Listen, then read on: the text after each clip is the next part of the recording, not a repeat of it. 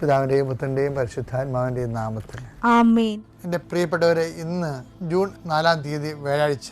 അമ്മേ പരിശുദ്ധ അമ്മേ, അമ്മേ പരിശുദ്ധമേ, ദൈവമാതാവേ, കൃപാസനത്തിലൂടെ ഞങ്ങൾക്കും ഞങ്ങളുടെ ദേശത്തിനും അമ്മ മധ്യസ്ഥം തേടി തന്ന എല്ലാ അനുഗ്രഹങ്ങൾക്കും കൃപകൾക്കും ഞങ്ങളിപ്പോൾ ഹൃദയം നിറഞ്ഞ നന്ദി പറയുന്നു.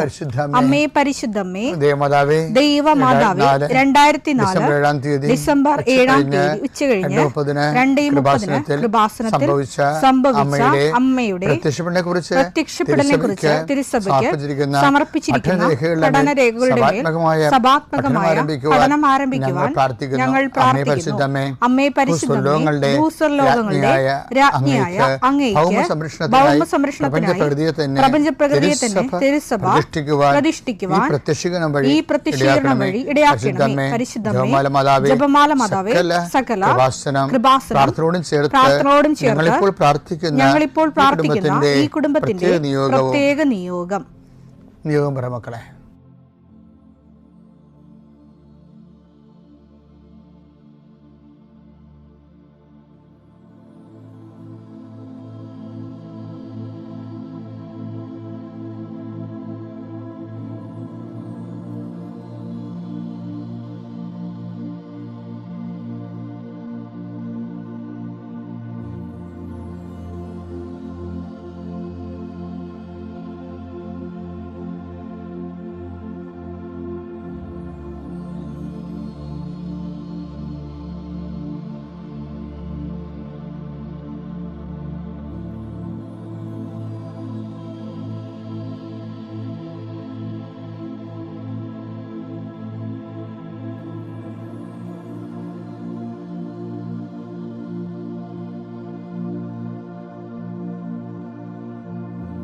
അമ്മയുടെ പ്രത്യക്ഷീകരണത്തിന്റെ ഈ അനുഗ്രഹവേളയിൽ ഞങ്ങൾക്ക് സാധിച്ചു തരുവാൻ കനിയണമേ. ആമേൻ. വിശ്വാസ പ്രമാണം. സർവശക്തനായ പിതാവും ആകാശത്തിന്റെയും ഭൂമിയുടെയും സൃഷ്ടാവുമായ ദൈവത്തിൽ ഞാൻ വിശ്വസിക്കുന്നു. അവിടുത്തെ ഏകപുത്രനും ഞങ്ങളുടെ കർത്താവുമായ ഈശോ മിശിഹായിലും ഞാൻ വിശ്വസിക്കുന്നു. ഈ പുത്രൻ പരിശുദ്ധാത്മാവിനാൽ ഗർഭസ്ഥനായി കന്യകാമറിയത്തിൽ നിന്ന് പിറന്ന് പൊന്തിയോസ് പീലാത്തോസിന്റെ കാലത്ത് പീഡകൾ സഹിച്ച് കുരിശിൽ തറയ്ക്കപ്പെട്ട് മരിച്ച് അടക്കപ്പെട്ട് പാതാളങ്ങളിൽ ഇറങ്ങി മരിച്ചവരുടെ ഇടയിൽ നിന്ന് 3-ാം നാൾ ഉയർത്ത് സ്വർഗത്തിലേക്ക് എഴുന്നള്ളി സർവശക്തിയുള്ള പിതാവായ ദൈവത്തിന്റെ വലതുഭാഗത്തിരിക്കുന്നു. അവിടെ നിന്ന് ജീവിക്കുന്നവരെയും മരിച്ചവരെയും വിധിക്കുവാൻ വരുമെന്നും ഞാൻ വിശ്വസിക്കുന്നു. പരിശുദ്ധാത്മാവിലും ഞാൻ വിശ്വസിക്കുന്നു. വിശുദ്ധ കത്തോലിക്കാ സഭയിലും പുണ്യവാന്മാരുടെ ഐക്യത്തിലും പാപങ്ങളുടെ മോചനത്തിലും ശരീരത്തിന്റെ ഉയർപ്പിലും നിത്യമായ ജീവിതത്തിലും ഞാൻ വിശ്വസിക്കുന്നു. ആമേൻ. സ്വർഗ്ഗസ്ഥനായ ഞങ്ങളുടെ പിതാവേ, അങ്ങയുടെ നാമം പൂജിതമാകണമേ. അങ്ങയുടെ രാജ്യം വരണമേ. അങ്ങയുടെ തിരുമനസ് സ്വർഗത്തിലെ പോലെ ഭൂമിയിലും ആകണമേ. അന്നു വേണ്ടുന്ന ആഹാരം ഇന്ന് ഞങ്ങൾക്ക് തരണമേ. ഞങ്ങളോട് തെറ്റ് ചെയ്യുന്നവരോട് ഞങ്ങൾ ക്ഷമിക്കുന്നത് പോലെ ഞങ്ങളുടെ തെറ്റുകൾ ഞങ്ങളോടും ക്ഷമിക്കണമേ. ഞങ്ങളെ പ്രലോഭനത്തിൽ ഉൾപ്പെടുത്തരുതേ, തിന്മയിൽ ഞങ്ങൾ രക്ഷിക്കണമേ. ആമേൻ. നന്മ നിറഞ്ഞ മറിയമേ, സ്വസ്തി. കർത്താവ് അങ്ങയുടെ കൂടെ സ്ത്രീകളിൽ അങ്ങ് അനുഗ്രഹിക്കപ്പെട്ടവളാകുന്നു. അങ്ങയുടെ ഉദരത്തിൻ ഫലമായി ഈശോ അനുഗ്രഹിക്കപ്പെട്ടവനാകുന്നു. പരിശുദ്ധ മറിയമേ, തമ്പുരാന്റെ അമ്മേ, പാപികളായ ഞങ്ങൾക്ക് വേണ്ടി ഇപ്പോഴും ഞങ്ങളുടെ മരണസമയത്തും തമ്പുരാനോട് അപേക്ഷിക്കണമേ. ആമേൻ. കർത്താവേ, നിന്റെ ഉന്നതമായ നാമത്തിന് സ്തോത്രം ചെയ്യും. കർത്താവേ, നിന്റെ വിശുദ്ധ പൗരോഹിത്യത്തെ മഹത്വപ്പെടുത്തണമേ. കർത്താവെ, സഭയിലുള്ള സാന്നിധ്യം പ്രകടമാക്കണമേ. 40 വർഷം ഞാൻ അർപ്പിച്ച കൃപാന്റെ യുഗതിയാണ്. കൃപാസ്ഥാനത്താറെ ജീവനോടെ പ്രത്യക്ഷപ്പെട്ട മാതാവിന്റെ മാധ്യസ്ഥ രോഗികൾ, പീഡിതരെ, മാനസിക സംഘർഷം അനുഭവിക്കുന്നവരെ, ഡിപ്രഷൻ അനുഭവിക്കുന്നവരെ, മരുന്ന് കഴിച്ചിട്ട് ഉറക്കം മൂടുകയും ശരീരം തൂക്കം വെക്കുകയും ചെയ്യുന്നതല്ലാതെ പ്രത്യേകിച്ച് പ്രയോജനമൊന്നും ഇല്ലാതെ ഡിപ്രഷൻ കൊണ്ട് വേദനിച്ച് ജീവിക്കുന്ന ആൾക്കാരെ കർത്താവേ, നീ അവരെ തൊടണമെന്ന് പ്രാർത്ഥിക്കുന്നു. ഓട്ടിസം കുഞ്ഞുങ്ങളെ, ഹൈപ്പർ ആക്ടിവിറ്റി കുഞ്ഞുങ്ങൾ, അവിടെ മാതാപിതാക്കന്മാരെ മനസ്സ് കെട്ടുപോയവരെ, തകർച്ച സങ്കടം കൊണ്ട് അവർക്ക് ജീവിക്കാൻ പറ്റാത്തവർ, ജീവിക്കാൻ വേണ്ടി ജീവിതത്തോട് മൽപ്പിടുത്തം നടത്തുന്നവർ, മരുന്ന് കഴിച്ചിട്ടും രോഗം സുഖമാക്കാതെയും രോഗം പൊറുക്കാതെയും ഇരിക്കുന്നവർ, എൻ്റെ കർത്താവിന് ഉന്നതമായ നാമത്തിൽ സഭയുടെ അധികാരത്തിൽ കുരിശിൻ്റെ അടയാളത്തിൽ ദൈവശക്തിയാൽ നിങ്ങൾക്ക് ദൈവസന്ധിപ്പും സൗഖ്യം ലഭിക്കട്ടെ. പിതാവും പുത്രനും പരിശുദ്ധാത്മാവുമായ സർവ്വേശ്വരാ എന്നേക്കും. ആമേൻ. എൻ്റെ പ്രിയപ്പെട്ടവരെ, പിന്നെ നമ്മൾ ഈ ദിവസങ്ങളൊക്കെ എടുക്കുന്ന ഒരൊറ്റ സബ്ജക്റ്റാണ്. എന്ന് വെച്ച് കഴിഞ്ഞാൽ വിശ്വാസ ദാരിദ്ര്യം ഉണ്ടായാൽ എന്ത് ചെയ്യും, പ്രാർത്ഥന ശൈത്യം ഉണ്ടായാൽ എന്ത് ചെയ്യും, ആത്മീയ മരവിപ്പുണ്ടായാൽ എന്ത് ചെയ്യും. അതാണ് നമ്മുടെ ചോദ്യങ്ങൾ. ഇങ്ങനെ വന്നാൽ എന്ത് ചെയ്യുക വെച്ചാൽ അതിന് ഓരോരോ ഘട്ടന ഇന്നലെ മെനയെന്നൊന്ന് പറഞ്ഞ് ഇന്നലെ ഒന്ന് പറഞ്ഞ് ഇന്ന് പറഞ്ഞാൽ എന്താ അറിയാമോ?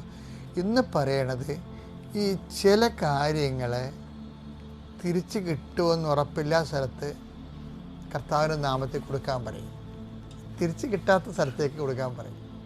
അപ്പം നമുക്ക് എപ്പോഴെങ്കിലും ഒരു ആത്മീയ മരയിപ്പ് വന്ന് പ്രാർത്ഥന ശൈത്യം വന്ന് അപ്പം അങ്ങനെയൊക്കെ വന്നാൽ ഒരു ഫെയ്ത്ത് ഫ്രിജിഡിറ്റി, വിശ്വാസ മരയിപ്പ് എന്ന് പറയും, വിശ്വാസ മരയിപ്പ്.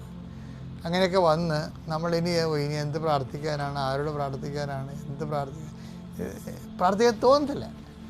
അപ്പോൾ അതിനർത്ഥം നമുക്ക് ഇപ്പോൾ നമ്മൾ എന്ത് പ്രശ്നം, നമ്മൾ ബൈക്ക് ഓടിക്കത്തില്ലേ, ബൈക്ക് ഓടിക്കുമ്പോൾ എല്ലാ ബൈക്കിലും എന്താ സംഭവം, കുറച്ച് കഴിയുമ്പോൾ റിസർവയർ എന്നല്ലേ, റിസർവയർ അങ്ങനെ സംഭവമില്ല, ഇതിൻ്റെ അകത്ത് നമ്മളുടെ പെട്രോൾ ടാങ്കിൻ്റെ അകത്ത് തന്നെ റിസർവ് ചെയ്തിരിക്കുന്ന ഓയിൽ. അപ്പോൾ ഇപ്പോൾ നമ്മളൊരു 40 ഒരു ലിറ്റർ അടിച്ചെന്ന് വിചാരിച്ചോ, ലിറ്റർ ഇപ്പോൾ 1.20 എത്ര രൂപയാണ്, ഇപ്പം 1 ലിറ്റർ പെട്രോൾ അടിച്ചാൽ 2 ലിറ്റർ പെട്രോൾ അടിച്ചെന്ന് വിചാരിച്ചോ. നമ്മളിങ്ങനെ യാത്ര ചെയ്യണം ബൈക്കിൽ, നമ്മൾ എണ്ണ അടിക്കാൻ മറന്നു പോയാലും ഉടനെ ആ റിസർവറിയർ അവിടെ കത്തി കിടക്കുക, എണ്ണ തീർന്നു.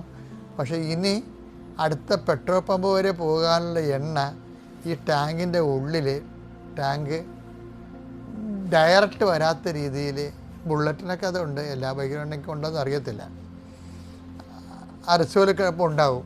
അപ്പോൾ നമ്മൾ ടാങ്കിൽ എണ്ണ തീർന്നെന്ന് കണ്ടു കഴിഞ്ഞാൽ ഉടനെ അവർ താഴേക്ക് ആ റിസർവറിൻ്റെ നോബ് തിരിച്ച് വെച്ചിട്ട് അവിടെ നിന്ന് എടുത്തിട്ട് നമ്മൾ പെട്രോൾ പമ്പ് വരെ ഓടിക്കാനുള്ള വെള്ളം കിട്ടും. ഞാൻ ചോദിക്കട്ടെ, അതും കണ്ട് പെട്രോൾ പമ്പ് കണ്ടില്ലെങ്കിൽ എന്ത് ചെയ്യും?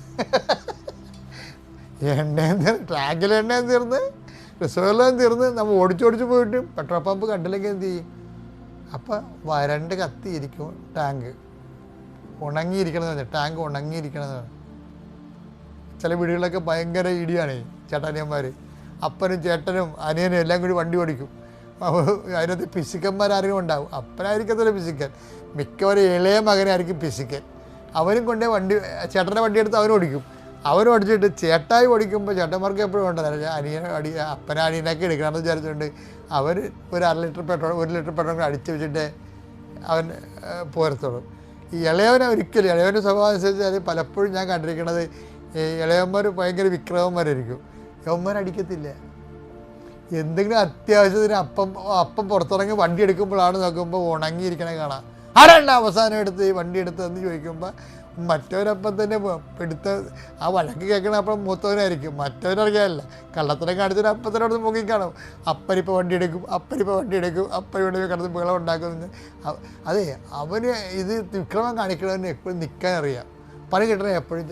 ഇല്ല, അപ്പം ഞാൻ അടിക്ക് വെക്കുമ്പോൾ ഇത്രയും ഉണ്ടായി. അപ്പം ഇങ്ങനെ വന്നാലും ഈ ഉണങ്ങിപ്പോയ ആത്മീയതയിൽ ഈ ഉണക്കമുണ്ട്. പെട്രോൾ ടാങ്ക് ഉണങ്ങുന്നത് പോലെ ആത്മീയതയിലും പ്രാർത്ഥനാ വരൾച്ച ഉണ്ട് ശരിക്കും. അങ്ങനെ ഒരു സിറ്റുവേഷൻസ് വന്നാൽ എന്ത് ചെയ്യും? അതാണ് നമ്മളിന്ന് ചിന്തിക്കുന്നത്. അത് ചെയ്യണമെന്ന് പറയണത് അതിനെപ്പോഴും ഓർത്തേക്കണം, അത് ഈശോ റീഫണ്ട് ചെയ്യുന്ന ചില സ്കീംസ് ഉണ്ട്. ദൈവം ഇപ്പം ഇങ്ങനെ ബാങ്ക്രപ്സി ആയിപ്പോയി പെട്രോൾ ടാങ്ക് ഉണങ്ങിപ്പോയാൽ അതിന് ഇൻസെൻറ്റീവ്, ദൈവം നമുക്ക് ഇൻസെൻറ്റീവ് തരുന്ന ചില സ്കീംസ് ഉണ്ട്. ആ സ്കീംസ് അറിയാമെങ്കിൽ അതിലൊരു സ്കീം ഈ ലൂക്കായുടെ സുവിശേഷം 6:35 എടുത്തേ. എന്നാൽ നിങ്ങൾ ശത്രുക്കളെ സ്നേഹിക്കുവിൻ, തിരിച്ചു കിട്ടുമെന്ന് പ്രതീക്ഷിക്കാതെ, അതായത് തിരിച്ചു കിട്ടുമെന്ന് പ്രതീക്ഷിക്കാതെ മറ്റുള്ളവർക്ക് നന്മ ചെയ്യുകയും വായ്പ കൊടുക്കുകയും ചെയ്യുവിൻ. അപ്പോൾ നിങ്ങളുടെ പ്രതിഫലം വലുതായിരിക്കും, നിങ്ങൾ അത്യുന്നതന്റെ പുത്രന്മാരായിരിക്കുകയും ചെയ്യും. കാരണം അവിടുന്ന് നന്ദിഹീനരോടും ദുഷ്ടരോടും കരുണ കാണിക്കുന്നു.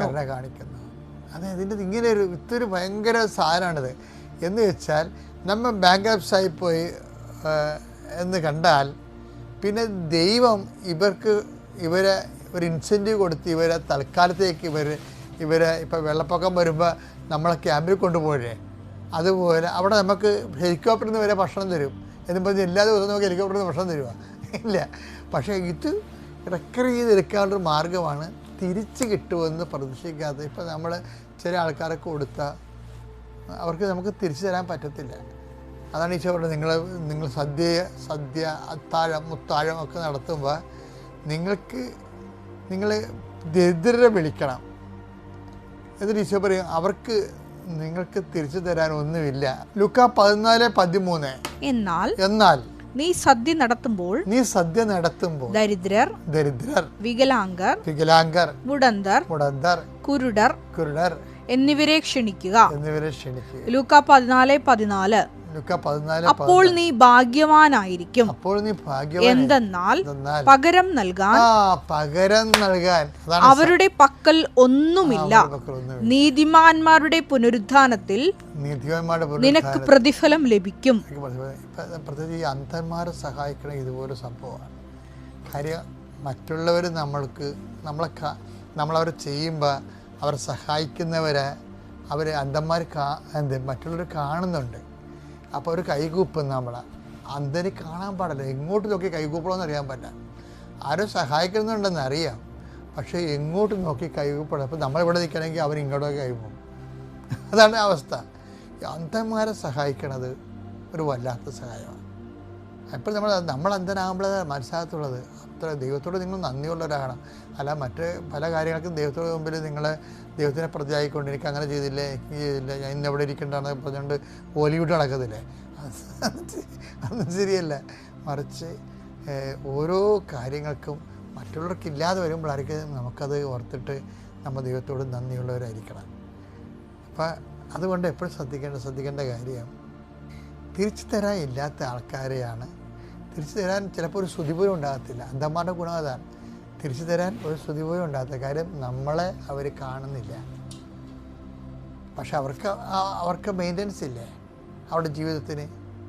അപ്പോൾ അത് നമ്മൾ അവർക്ക് കൊടുക്കുമ്പോൾ, ഒരു തണുപ്പത്താണെങ്കിൽ ഒരു പുതപ്പ് കൊടുക്കുമ്പോഴും, ഭക്ഷണം കഴിക്കാൻ കുറച്ച് പൈസ കൊടുക്കുമ്പോഴും, അല്ലെങ്കിൽ അവരെ റീഹാബിലിറ്റ് ചെയ്യുന്ന സ്ഥലത്ത് അവരെ കൊണ്ട് ആക്കുമ്പോഴും, അതൊക്കെ എന്താണ് അവർക്ക് തിരിച്ചു തരാൻ അവർക്കൊന്നുമില്ല. പക്ഷേ കർത്താവ് തരും.